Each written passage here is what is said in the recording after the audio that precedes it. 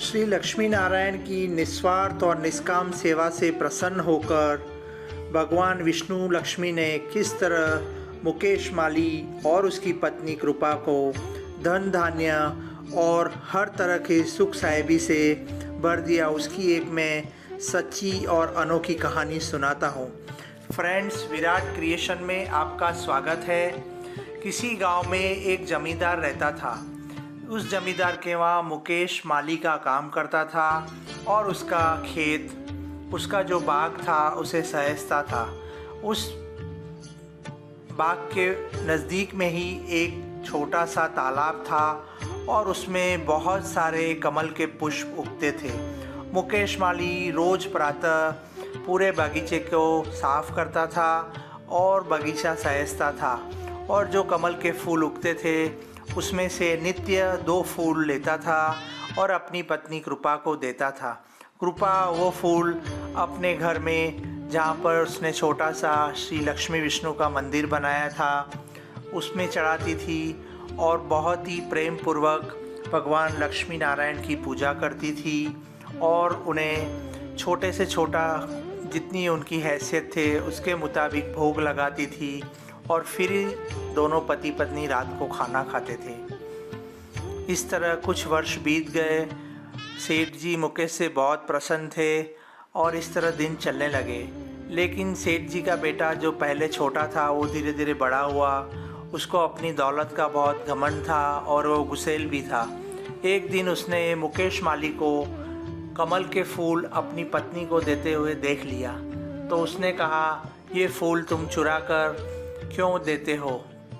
ये हमारे फूल हैं। तब मुकेश माली ने कहा, छोटे मालिक, ये फूल मैं एक मंदिर में देता हूँ और एक मैं मेरे घर पर चढ़ाता हूँ। लेकिन इससे गुस्से होकर जमींदार के बेटे ने उसे नौकरी से निकाल दिया। दोनों पति पत्नी अपनी कुटिया में शाम को चिंतातुर होकर बैठे थे और सोच रहे थे कि अब घर का गुजारा कैसे होगा।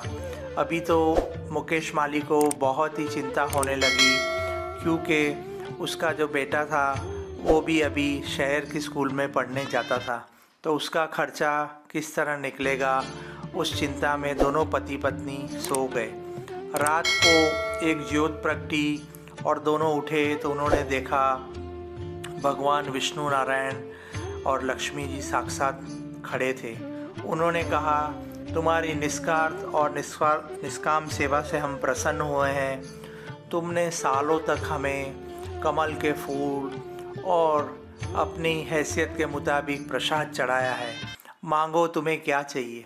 तभी मुकेश और कृपा ने उनको पूरी बात बताई और कहा, इनको कहीं पर नौकरी मिल जाए तो हमारे घर का गुजारा हो और इसी तरह हम आपको कमल के फूल चढ़ाते रहें। ऐसे भी कोई जुगाड़ हो सके तो कर दीजिए। ये सुनकर भगवान विष्णु और लक्ष्मी मुस्कुराए और उन्होंने कहा, इस कलयुग में ऐसे भी लोग हैं, नहीं तो लोग हमसे सोना चांदी और जवेरात मांगते हैं और ज़िंदगी का हर सुख मांगते हैं। ठीक है, अगर तुम नहीं मांगते तो हम हमारे मुताबिक तुमको मदद करते हैं।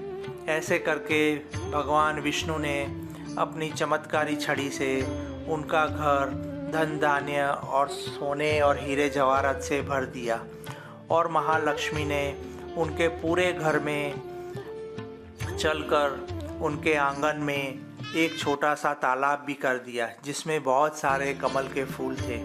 और दोनों भगवान अंतर्ध्यान होने से पहले बोले कि आज के बाद तुम्हें ज़िंदगी में किसी चीज़ की कभी कमी नहीं होगी। दोनों पति पत्नी ने साष्टांग नमस्कार किया और सर उठाकर देखा तो भगवान विष्णु और लक्ष्मी जी अंतर्ध्यान हो चुके थे। फ्रेंड्स, आपको ये कहानी कैसी लगी? कमेंट बॉक्स में कमेंट ज़रूर लिखिए।